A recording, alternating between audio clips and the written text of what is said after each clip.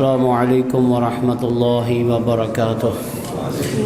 اعوذ باللہ من الشیطان اللعین الرجیم، بسم اللہ الرحمن الرحیم۔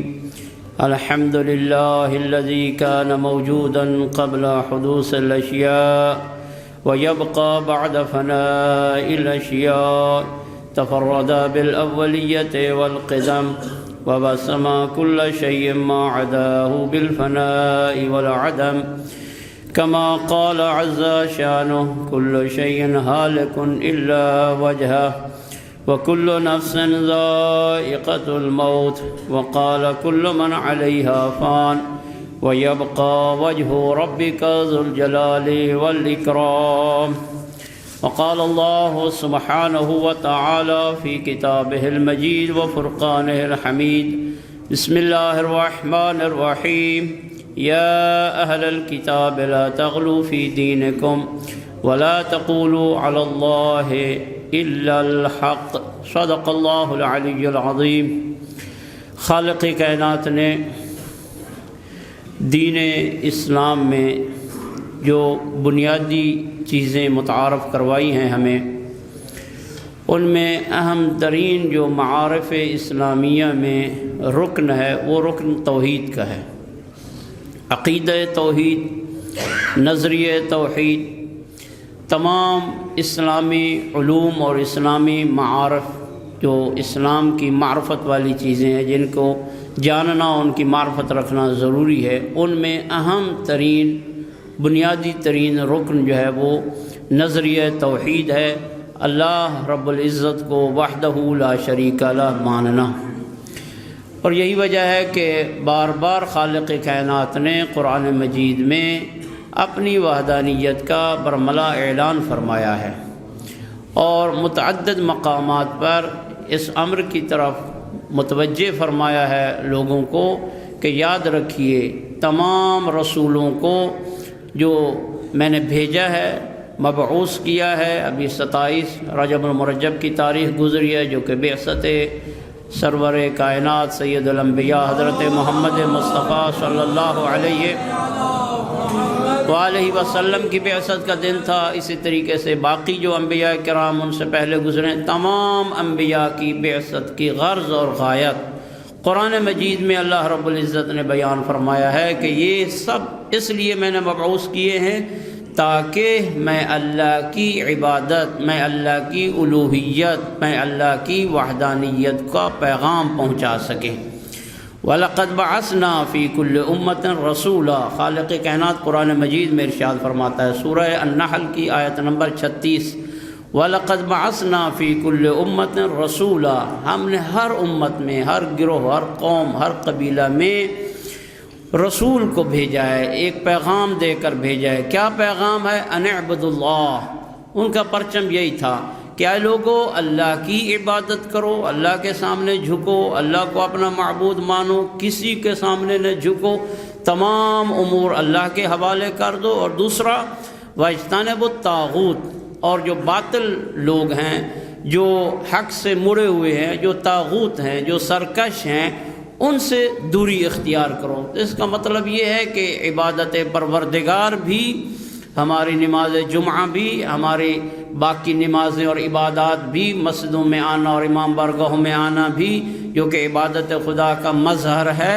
یہ بھی اس وقت قبول ہوگا جب اس کے ساتھ دوسری چیز بھی ہو، وہ یہ ہے کہ طاغوت سے بھی کنارہ کش ہوں، جو باطل قوتیں ہیں ان سے بھی ہمارا کیا ہے، وہ اعلان براعت ہو، ورنہ کوئی فائدہ نہیں ہے۔ یہ لقلقہ ہوگا سبحان ربی الاعلی و بحمدہ، اور ہمارے اعماق قلب میں، ہمارے دل کی گہرائیوں میں اللہ رب العزت کی علو اور اللہ رب العزت کی برتری کا عقیدہ راسخ نہیں ہوگا۔ تو پس تمام انبیاء کو مبعوث کرنے کی جو غرض اور غایت خالق نے بیان فرمائی ہے وہ یہی ہے، ان اعبدوا اللہ، کہ اللہ کا پیغام جا کر پہنچا دو کہ عبادت فقط اللہ کی کرنی ہے۔ اور سب سے پہلے جو بعثت کے بعد اللہ رب العزت کے آخری نبی نے اعلان فرمایا تھا تمام لوگوں کو جمع کر کے دعوت ذوالعشیرہ میں، تو یہی اعلان فرمایا تھا، قولوا لا الہ الا اللہ، کہہ دو کہ اللہ کے سوا کوئی معبود نہیں ہے، فائدہ مجھے بھی نہیں ہوگا،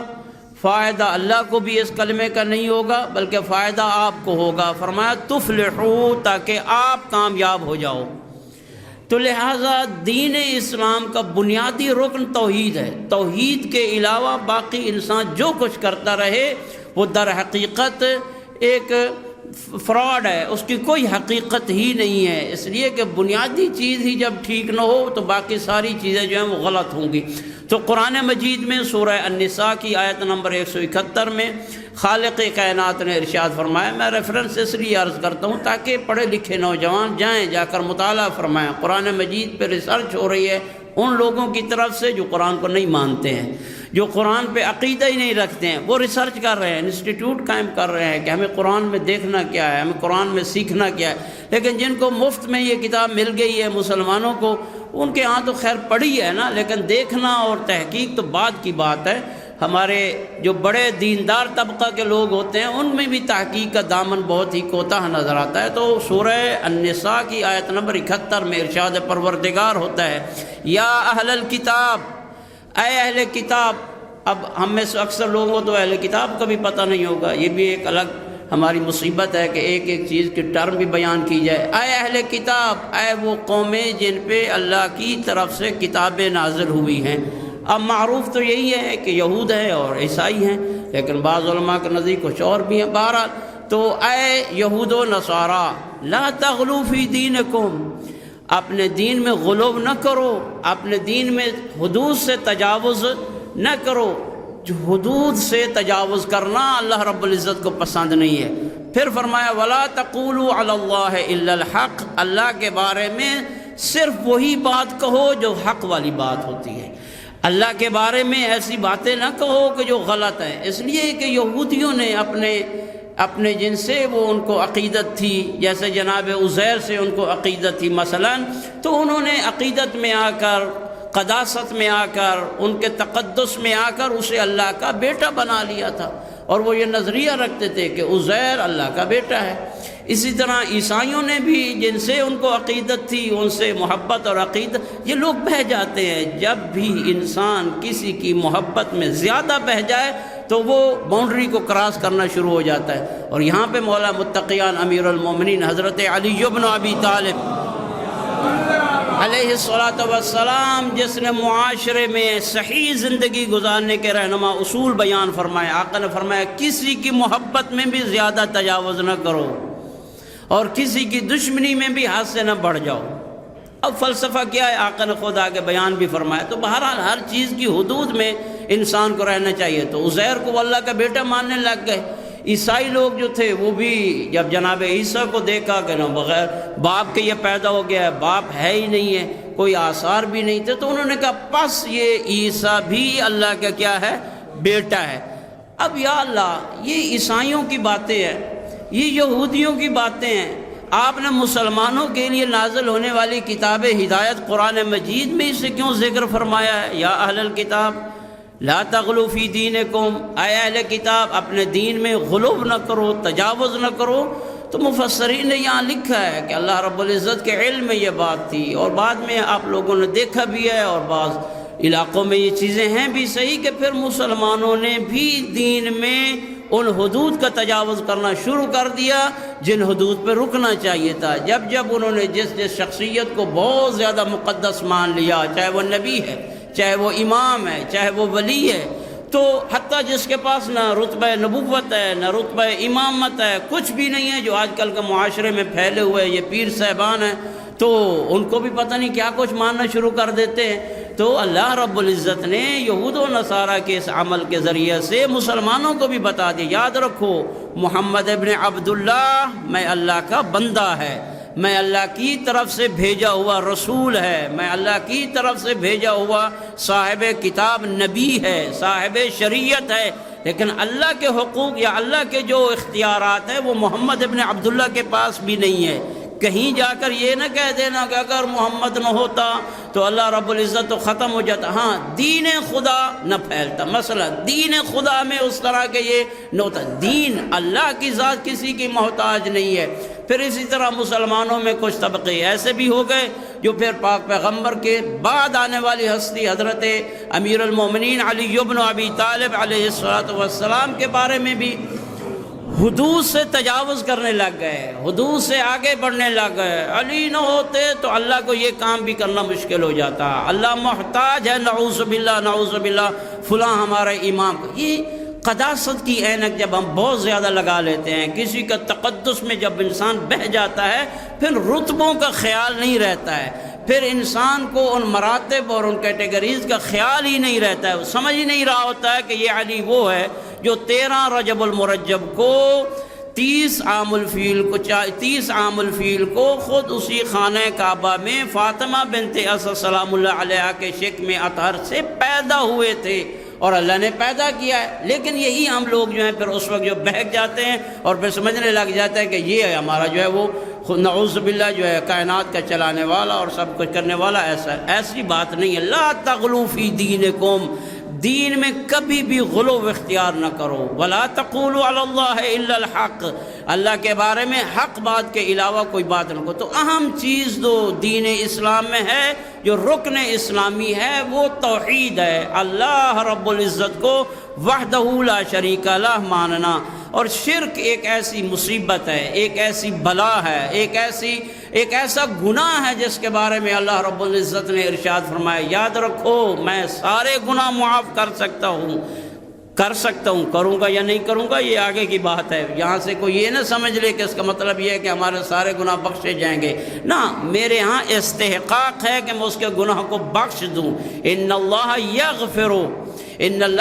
یغفر ان یشرک بہ وَيَغْفِرُ مَا دُونَ ذَلِكَ، سارے گناہ بخش سکتا ہوں، ہو سکتا ہے میں بخش دوں، لیکن ایک گناہ اگر کوئی لے کر آتا ہے نا قیامت والے دن، وہ میں کبھی بھی نہیں بخشوں گا۔ وہ گناہ کون سا ہے؟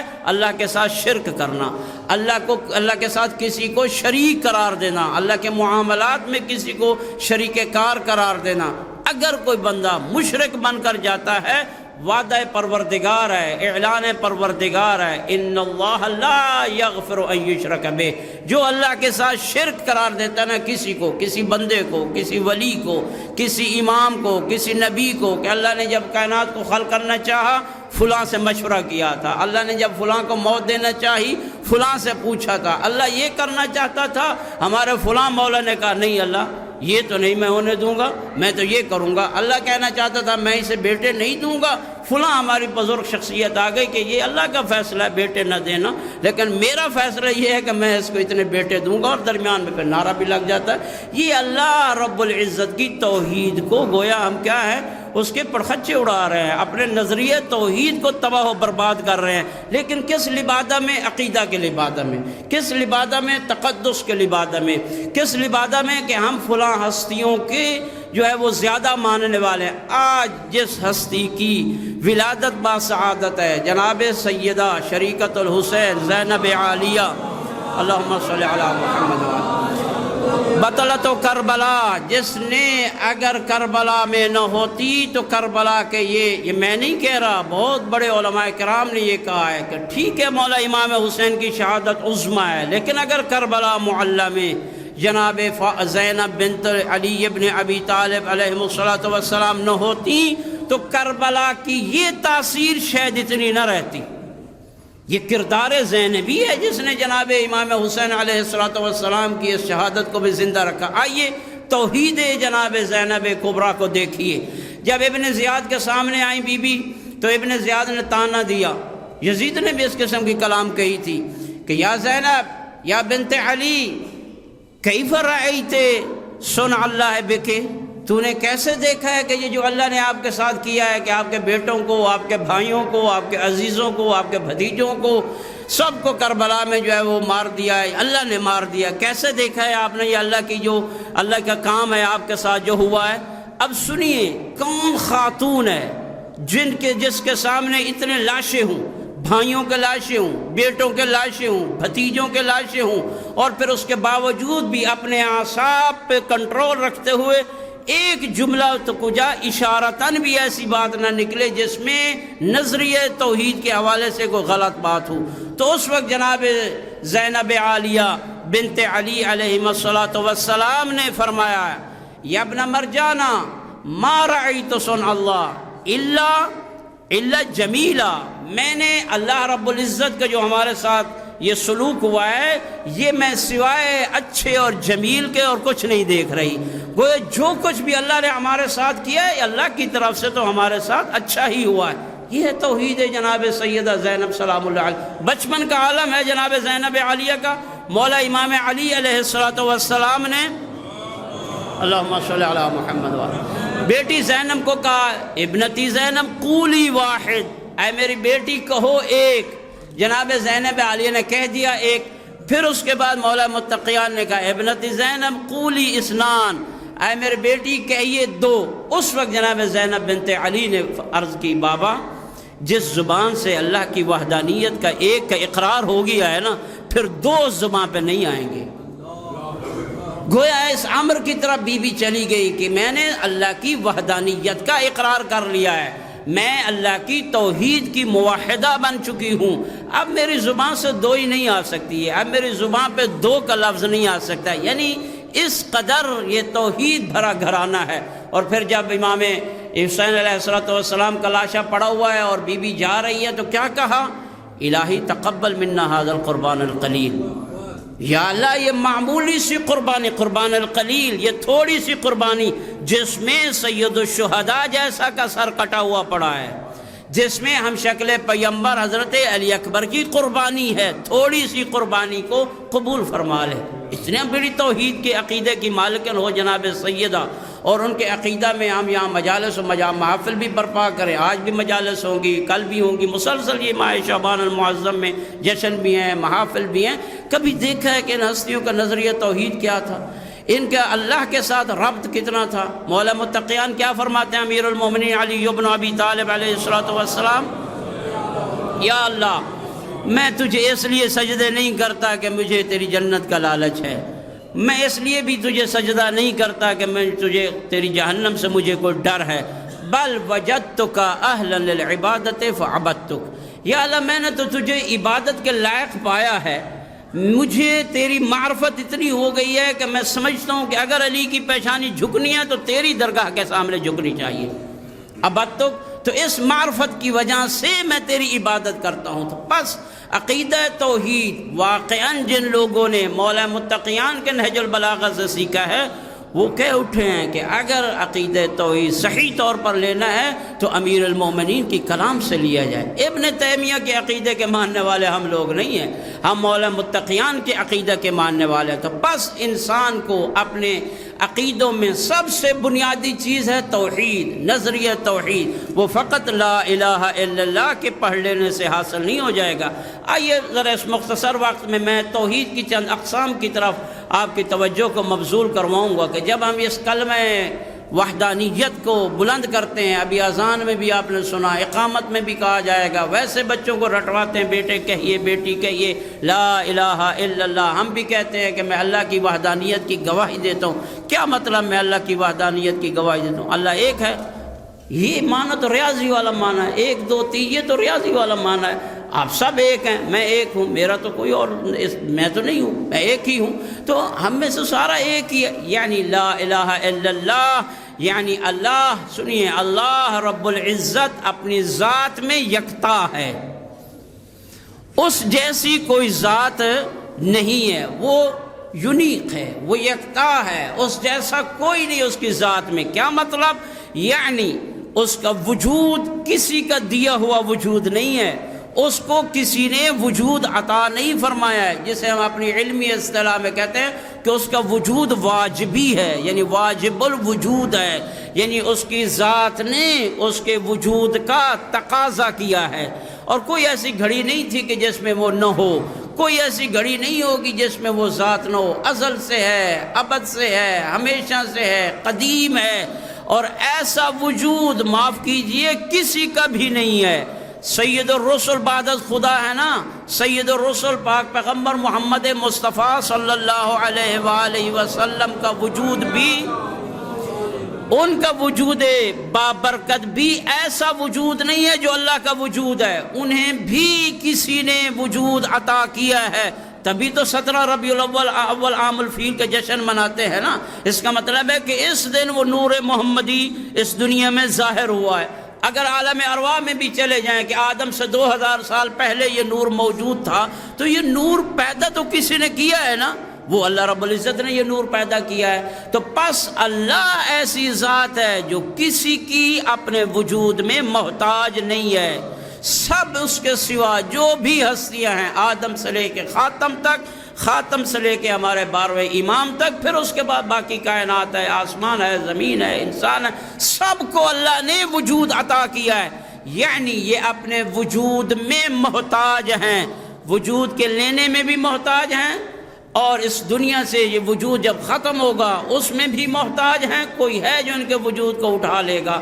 ایسی کوئی ذات اللہ کے علاوہ نہیں۔ اگر کسی مومن کا یہ نظریہ ہے کہ اللہ وحدہ لا شریک ہے، یعنی اس جیسا کسی کا وجود نہیں ہے، نہ محمد عربی کا وجود ہے، نہ علی مرتضیٰ کا وجود ہے، نہ آدم کا وجود ہے، نہ مولا امام حسین کا وجود ہے، سب اپنے وجود میں اللہ کے محتاج ہیں۔ اگر ہم نے یہ عقیدہ آج لے لیا کہ علی بھی جو فاتح خیبر ہے، جو فاتح خندق ہے، احد ہے، سب کچھ ہے، لیکن وہ اپنی اس قوت میں، اپنی اس طاقت میں، اپنے اس وجود میں، اپنے علم میں، اپنے ذوالفقار میں، سب کو جو علی کی صفات ہیں، ان تمام صفات میں، اور اس سے پہلے اپنا وجود ہے، اپنے وجود میں وہ اللہ کا محتاج ہے۔ اللہ جب چاہے اس کا وجود لے لے، اللہ جب چاہے یہ طاقت اس سے سلب کر لے۔ اگر یہ عقیدہ توحید ہمارا ہے تو ہم پکے موحد ہیں، پھر ہمارا عقیدہ توحید ٹھیک ہے۔ اور اب اس کے ساتھ یہ بھی عقیدہ ہونا چاہیے کہ اللہ رب العزت جو ہے اس جیسا کوئی نہیں ہے۔ لیسا کمثلہ شیء، قرآن مجید کہہ رہا ہے، سورہ شورى آیت نمبر 11، لیسا کمثلہ شیء وہو السمیع البصیر، اللہ جیسی کوئی چیز ہی نہیں ہے، کوئی اس جیسا نہیں ہے، یعنی نہ ہے نہ ہو سکتا ہے۔ ہو سکتا ہے کسی جیسا اللہ پیدا کر دے، لیکن اللہ جیسا کوئی نہیں ہے۔ وہ السمیع البصیر، بغیر کانوں کے سننے والا ہے، البصیر، بغیر آنکھوں کے دیکھنے والا ہے، جس میں چاہے وہ قوت گویائی پیدا کر دے۔ یہ گوشت کا لوتھڑا ہی ہے نا زباں، اور کیا ہے؟ اللہ اس میں قوت گویائی پیدا کر رہا ہے، اور یہی اللہ رب العزت برود محشر میرے ہاتھوں کو بولنے کی قوت عطا فرما دے گا، اور میں اس وقت کہوں گا آپ بول رہے ہو۔ اس وقت یہ ہاتھ کہیں گے کہ کل دنیا میں ہم تیرے ماتحت تھے، آج اللہ نے ہمیں قوت گویائی عطا کر دی ہے، آج ہم باتیں کر رہے ہیں، بتا رہے ہیں۔ تو اللہ ایسا ہے جس کے سوا کوئی نہیں۔ قل هو اللہ احد، کہہ دو اے محمد لوگوں کو کہ اللہ یکتا ہے، ایک نہیں، اللہ یکتا ہے، یونیک ہے، اس جیسا کوئی نہیں ہے۔ وہو الواحد القہار، اللہ ایسا واحد ہے جو غالب ہے، کبھی بھی اس کو چکمہ کوئی نہیں دے سکتا، کبھی بھی اس کو مغلوب کوئی نہیں کر سکتا۔ اگر یہ توحید ذاتی جسے کہتے ہیں، اللہ کی ذات جو ہے اس میں ہمارا عقیدہ توحید اس طرح ہے، پھر ہم کہہ سکتے ہیں لا الہ الا اللہ۔ اگر ہم نے تشبیہیں دینا شروع کر دی کہ میرا فلاں مولا بھی اللہ کی طرح ہے، میرا فلاں آقا بھی اللہ کی طرح ہے، میرا فلاں نبی بھی اللہ کی طرح ہے، میرا فلاں بھی دکھنے میں فلاں کی طرح دکھتا ہے، نعوذ باللہ نعوذ باللہ، پھر یہ عقیدہ توحید نہیں ہے۔ پھر ہم میں اور ان لوگوں میں شاید بہت ہی تھوڑا فرق ہو، بلکہ ہم ان سے بھی کہیں آگے نکل چکے ہوں گے جو جناب عزیر کو اللہ کا بیٹا مانتے ہیں۔ دوسری بات، توحید جب ہم کہتے ہیں اللہ واحد و یکتا ہے، یعنی کیا مطلب؟ یعنی اللہ اپنے افعال میں، اللہ اپنے کاموں میں یکتا ہے، کوئی اس کے کام میں شریک نہیں ہے، نہ وہ کسی سے پوچھتا ہے، نہ وہ کسی سے مشورے لیتا ہے، نہ اس کو کسی کی میٹنگ کال کرنے کی ضرورت ہے، نہ اس کی کچن کیبنٹ ہے، کچھ بھی نہیں ہے کہ اللہ رب العزت آئے اور لوگوں سے آ کے مشورہ کرے، نبیوں سے مشورہ کرے، علی سے مشورہ کرے، کوئی مشورہ نہیں ہے۔ اللہ اپنے افعال میں، اپنے کاموں میں، کائنات کے چلان میں یکتا ہے، فاعل ہے، وہی فاعل حقیقی ہے، کوئی اس کا ہمسر اور اس کو کوئی مددگار بھی نہیں ہے۔ اور یہ قرآن مجید میں نہیں کہہ رہا، قرآن مجید کو جا کر مطالعہ کیجئے، قرآن کو فالو کیجئے۔ اگر ہم لوگ یقین کیجئے قرآن مجید کو پڑھتے سمجھتے، ہمارے عقیدے خراب نہ ہوتے، ہم بدعمل نہ ہوتے، اس لیے کہ ہم نے قرآن کو چھوڑ کے مجھ جیسے جاہل لوگوں کے پیچھے ہم پڑ گئے ہیں جنہوں قرآن کو صحیح طریقے سمجھے نہیں۔ قرآن کہہ رہا ہے کہ اللہ فاعل حقیقی ہے، اللہ ہی اس کائنات میں سب کچھ پیدا کرنے والا ہے۔ سورہ الزمر آیت نمبر 62 اللہ فرماتا ہے اللہ خالق کل شیء، اللہ ہر شے کا خالق ہے۔ اب ہر شے میں تو ہر شے آتی ہے نا، اس میں تو مولا متقیان بھی آ جاتے ہیں، اس میں رسول اکرم بھی آ جاتے ہیں، اس میں بھی آ جاتا ہوں، اس میں درخت بھی آ جاتے ہیں، اس میں ساری آسمان ہے، زمین ہے، کہکشائیں ہیں، سورج ہے، چاند ہے، سب کچھ اس میں آ جاتا ہے۔ خالق کل شے، ہر چیز کا خالق اللہ ہے۔ قرآن مجید کا خالق بھی اللہ ہے۔ اللہ نے جو علم عطا فرمایا وہ بھی اللہ نے عطا فرمایا۔ پھر اللہ رب العزت ارشاد فرماتا ہے قل اللہ خالق کل شے، حبیب کہہ دیجیے ان لوگوں کو، شاید انہیں پتہ نہ ہو کیا کہوں۔ اللہ نے فرمایا کہہ دو اللہ خالق کل شے، اللہ ہر شے کا خالق ہے۔ دیکھیے بار بار اللہ کہہ رہا ہے اللہ ہر شے کا خالق ہے۔ پھر ایک سوال بھی پوچھا بندوں سے، قرآن مجید کی سورہ فاطر آیت نمبر 3 میں ارشاد پروردگار ہوتا ہے حل من خالق غیر اللہ، اے بندو ذرا یہ تو بتاؤ کیا اللہ کے سوا کوئی خالق ہے؟ مکھی کو خلق نہیں کر سکتے ہیں آپ لوگ، یہ کہیں جا کے اللہ نے قرآن مجید میں مثال بھی دی ہے، سارے آپ مل جاؤ نا، کمزور ترین مخلوق ہے مکھی، آپ اسے بھی خالق نہیں کر سکتے۔ پھر اللہ نے اپنی قدرت کاملہ کا بیان فرمایا، خالق کرنا تو کجا ہے نا، اگر مکھی آپ سے کوئی چھین لے نا، آپ وہ چھینی ہوئی چیز مکھی سے واپس نہیں لے سکتے ہو۔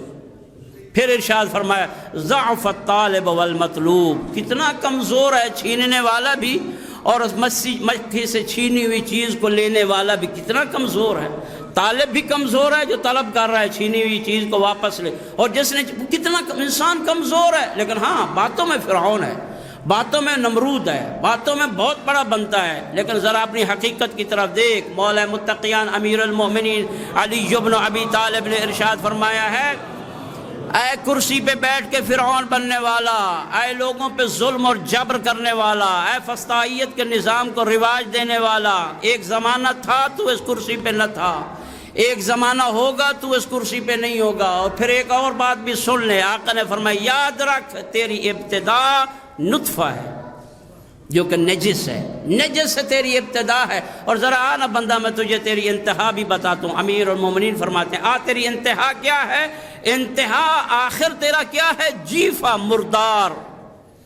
اور پھر یاد رکھ اس مردار کی کیا ویلیو ہے؟ جو کتوں کی غذا ہوتی ہے۔ تو انسان کیا ہے؟ انسان کمزور ہے، انسان جو ہے وہ ہر چیز میں اللہ کا محتاج ہے۔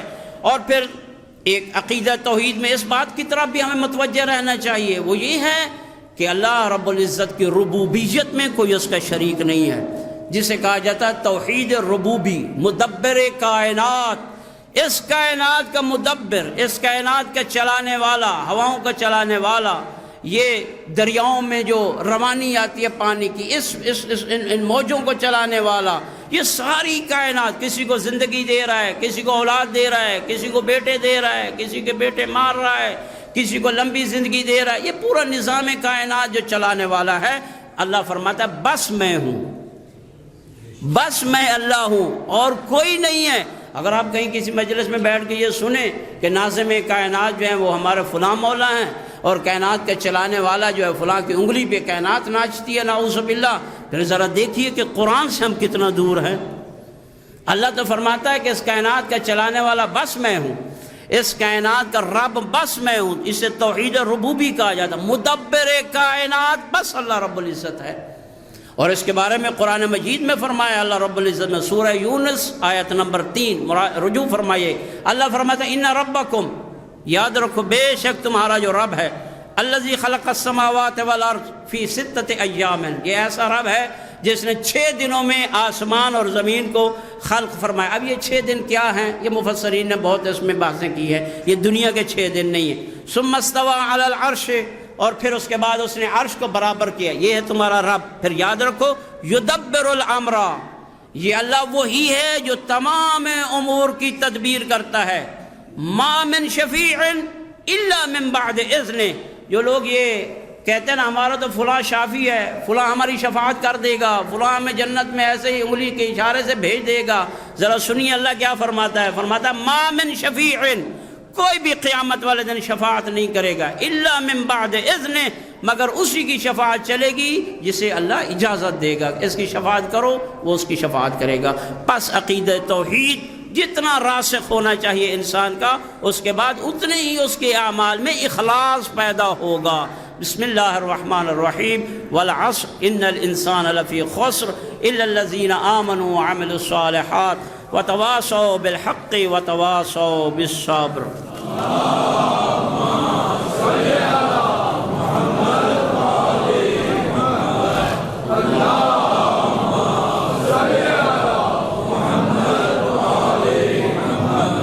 अल्लाहुम्मा सल्लि अला मुहम्मद व आलि।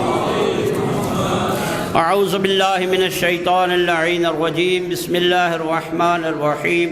अल्हम्दुलिल्लाहिल्लज़ी ला इलाहा इल्ला हुवल हलीमुल करीम गाफ़िरुज़ ज़ंब व क़ाबिलुत तौब व हुवल गफ़ूरुर रहीम।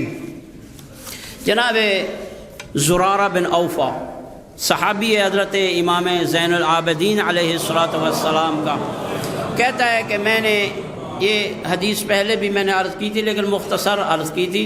आज भी टाइम इतना नहीं है, लेकिन कोशिश करूँगा मुकम्मल करूँ। कहता है कि मैं एक दिन चौथे इमाम की खिदमत में हाज़िर हुआ। जब मैं आका की खिदमत में हाज़िर हुआ तो आका ने मुझे इरशाद फरमाया। अब इसकी रोशनी में देखिए हमारा मुआशरे पे ये हदीस किस तरह फिट आ रही है और कौन कौन से गिरोह इस वक्त पैदा हो चुके हैं। आका ने फरमाया याद रख और लोगों तक ये बात पहुँचा दे, अन्नासु फ़ी ज़मानिना अला सित्त तबक़ात। चौथे इमाम ने फरमाया कि हमारे ज़माना में, ये उस वक्त की बात है, उस वक्त फरमाया हमारे ज़माने में लोग 6 गिरोहों पर मुश्तमिल हैं। असदुन कुछ लोग शेर हैं, ज़ेबुन कुछ लोग भेड़िए हैं, व सालबुन कुछ लोग लूमड़ियों की तरह हैं, व कल्बुन कुछ लोग कुत्ते हैं, व खिंजीरुन कुछ लोग खिंजीर हैं। ये तरह की बात मैं कर रहा हूँ, तरह नहीं कहा है। फरमाया वो हैं, वो कुत्ते हैं, दिखने में आपको इंसान लग रहे हैं। वो खिंजीर हैं, खिंजीर की तरह नहीं है, क्योंकि आका ने ये नहीं फरमाया मिसल खिंजीर है, कल खिंजीर है, खिंजीर जैसे, ये अरबी की ताबीरात है। आका ने फरमाया वो कुत्ते हैं, आका ने फरमाया वो खिंजीर हैं, व शातुन, और फरमाया कुछ लोग जो हैं वो भेड़ बकरी हैं। फरमाया जहाँ तक वो शेर है ना, फ़अम्मल असदो, जो लोग शेर हैं, जो शेरों वाला गिरोह है, वो क्या है? फरमाया फ़मुलूक दुनिया, ये दुनिया के बादशाह है, दुनिया के हुक्मरान हैं। ज़ालिम व जाबिर जो हुक्मरान कुर्सी पे बैठे हुए होते हैं, ये वो लोग हैं। यजिबु कुल्लु वाहिद मिनहुम अन यग़लिब वला युग़लब। फरमाया इन बादशाहों में से हर एक की तमन्ना यही होती है कि वो लोगों पे गलबा इख्तियार करे, उन पे किसी किस्म का गलबा ना। ये जो मैं होती है, ये मैं ही की वजह से तो मुल्क जो है वो हमेशा दिवाली हो जाते हैं, मैं ही की वजह से तो मुल्क तबाह हुए हैं, मैं ही की वजह से मुल्क टूटे हैं, मैंने अब ये कह दिया है ना, बस ये अना। अब मेरी जो है इस जुमले को कौन पीछे करेगा? इस मैं की वजह से कहाँ तक चला गया है हमारा मुल्क भी, और कहाँ से कहाँ तक जा रहा है हमारा मुल्क। वला यग़लिब, इनकी ख्वाहिश यही होती है कि हम ही गालिब रहें, कोई हम पर गालिब ना आए। बस मैंने कह दिया है ना, बस ऐसा ही होना चाहिए। आप अल्लाह नहीं हैं, आप नबी नहीं हैं, आपकी मार्फत उस तरह की नहीं है। दुनिया में तब्दीलियों के साथ साथ अपने मुल्कों को चलाया जाता है, लेकिन बहरहाल बादशाह है, इसलिए इनको कहा गया ये शेर है। जंगल के शेर जैसे बादशाह होता है, जो मर्जी है खाए, कौन उसको पूछ सकता है? कोई पूछने वाला होता है, जो आगे आएगा उसको वो खा जाएगा। ये सारे शेर हैं। और फिर उसके बाद आका ने इरशाद फरमाया कि दूसरा गिरोह व अम्मा ज़ेब, ये जो भेड़िए हैं, भेड़िए कौन होते हैं? फरमाता फतुज्जारुकुम, ये आपके ताजर, बिजनेसमैन। मैं सारे बिजनेसमैन की बात नहीं कर रहा। आका ने फरमाया ये ऐसे बिजनेसमैन हैं जिनकी सिफत ये है, यज़ुम्मूना इज़ा इश्तरो, जब कोई चीज़ खरीदने जाएं उसमें नुक्स निकालेंगे, इसमें तो ये कमी है, इसमें तो ये नक्स है, इसमें तो ये खामी है।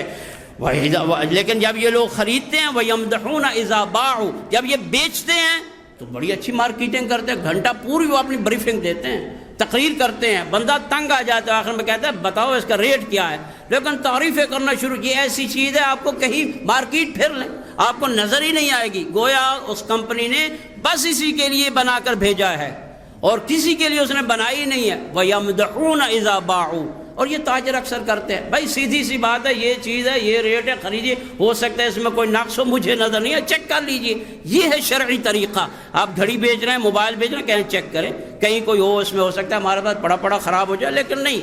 और मतलब ये लोग जो है वो दर हकीकत क्या हैं? भेड़िए हैं। तीसरे कौन है?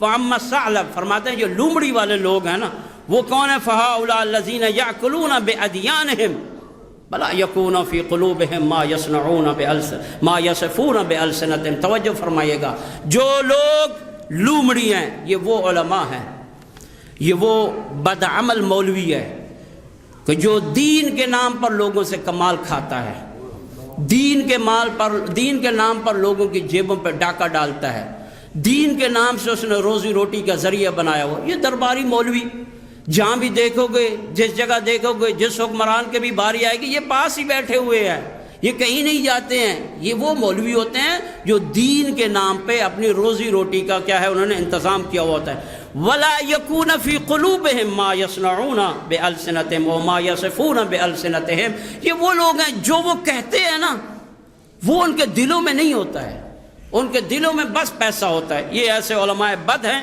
علماء سوء ہیں۔ فرمایا اور پانچواں جو ہے وہ کیا، چوتھا کیا ہے؟ کتے۔ وَأَمَّا الْكَلْبُ، کتے کون ہیں؟ فرمایا کتے وہ لوگ ہیں جو زبان سے لوگوں کو تکلیفیں دیتے ہیں، زبان سے لوگوں کو کاٹتے ہیں، گالیاں دینا، تنقید کرنا، ڈیگریڈ کرنا، معاشرے میں بیٹھے ہوئے ان کی توہین کرنا۔ آقا ارشاد فرماتے ہیں کہ اللہ فرماتا ہے مجھ پر میرے کعبہ کو گرانا اتنا عظیم نہیں ہے جتنا کسی مومن کی توہین کرنا عظیم ہے، میں یہ قطعاً برداشت نہیں کروں گا۔ لیکن ہم نے تو ایک لقمہ بنایا ہوا ہے نا، میڈیا کے ذریعے سے لوگوں کی توہین کرنا، لوگوں کو بلیک میل کرنا، یہ سارے اس میں آ جاتے ہیں۔ پھر حضرت نے ارشاد فرمایا وَأَمَّا الْخِنْزِيرُ، خنزیر کون لوگ ہیں؟ فرمایا یہ بد کردار لوگ جو ہیں، مخنث لوگ جو نہیں میں نشی میں، یہ لوگ جو ہیں جو تیسری جنس والے لوگ ہیں، جب ان کو برائی کی دعوت دی جاتی ہے یہ لوگ فوراً آ جاتے ہیں، بد کردار لوگ، زانی قسم کے لوگ، نعوذ باللہ۔ وَأَمَّا الشَّاةُ، فرمایا یہ بھیڑ بکری کون ہے، یہ گروہ کون سا ہے؟ فرمایا الذین، یہ وہ مؤمنین ہیں، الذین تجز شعورہم، جن کے بالوں کو نوچا جاتا ہے، ویؤکل لحمہم، ان کے گوشت کو کھایا جاتا ہے، ویکسر عظمہم، ان کی ہڈیوں کو توڑا جاتا ہے۔ یہ لوگ بیچارے مسکین ہوتے ہیں، فلاں حکمران آیا تو اس نے ان کو نوچا، فلاں آیا تو اس نے ان کو کھایا، فلاں آیا تو اس نے ان کے حقوق کو پامال کیے۔ یہ بیچارے بھیڑ بکری کی طرح ہوتے ہیں، ان کے حقوق بھی پامال ہوتے ہیں۔ دعا ہے خالق کائنات ہمیں ائمہ ہدا علیہ الصلوۃ والسلام کے فرامین سمجھنے اور ان پر عمل کرنے کی توفیق عطا فرمائے۔ ان اللہ وملائکتہ یصلون علی النبی یا ایھا الذین آمنوا صلوا علیہ وسلموا تسلیما۔ اللہم صل علی سید المرسلین نبینا محمد صلی اللہ علیہ وآلہ وعلی امام المسلمین علی بن ابی طالب وعلی سیدۃ نساء العالمین فاطمہ بنت رسول اللہ صلوات اللہ علیہ وعلی الحسن المجتبی والحسین شہید بکربلا وعلی بن الحسین ومحمد بن علی وجعفر بن محمد وموسى بن جعفر وعلی بن موسى ومحمد بن علی وعلی بن محمد والحسن بن علی علیہم الصلاۃ والسلام۔ اللہم صل علی مولانا صاحب الزمان ماحی آثار البدع والتوحید۔